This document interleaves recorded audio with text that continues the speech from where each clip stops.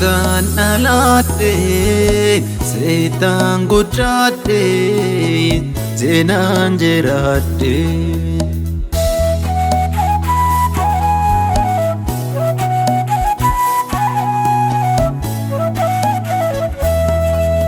Seetaan dhalaadhee seetaan guddaadhee seenaan jiraadhee.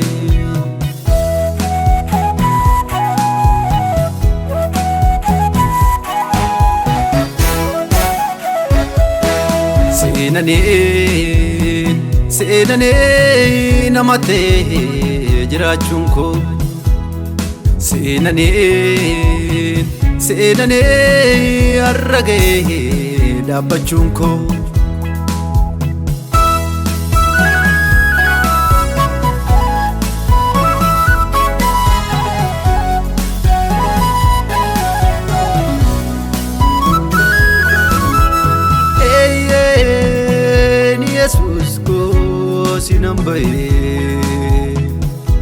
Amanko ya gofta lafade ni Jesus ko sinambaye. Amanko ya gofta lafade ero nabdi kute mimalo lase ko baji seboe abba ko siddufe lafa olla kase. Ero namni hundo nagarre garuudhaafi harka isaa gabaabsee Yesus ko siddufe bira na dabarse. Nama nadhu jakorran kaawwadhu namni nam fayyadu Yesus ko nargadhu akka kee kan naaf yaadu. Sin shakku gonkumaa Atena Afaan. SHAKKU gonguma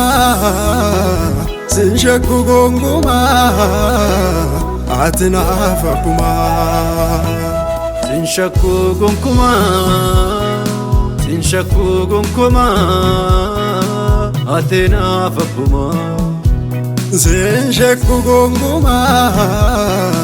SHAKKU gonguma Atena Afaan.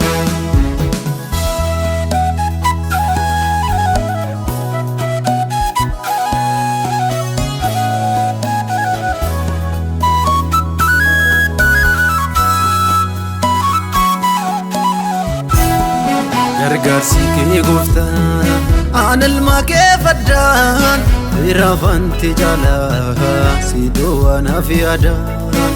Harka koona qabdee olla baastee inana damsuu anarraa jalaaftee nyaatamuu bineensaan dhaamuu qilleensaan si gamnarraa godhee Waaqayyo togeessaa akka yaada diinaa galaanaatti hin buuneen lubbuudhaan jiraan keenya waan hin duuneen. Seenaan oole du'aa Yesuusee seenaan oole du'aan seenaan oole du'aa Yesuusee seenaan oole du'aan.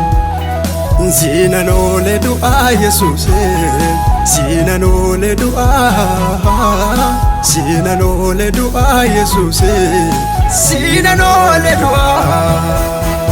Ana barbaaduudhaaf godha keessa buutee Oda du'a goone ofii keetiif duute Iddoo namni hin fuune hidhattee na fuute Gooftaa koo mallattoo na goote.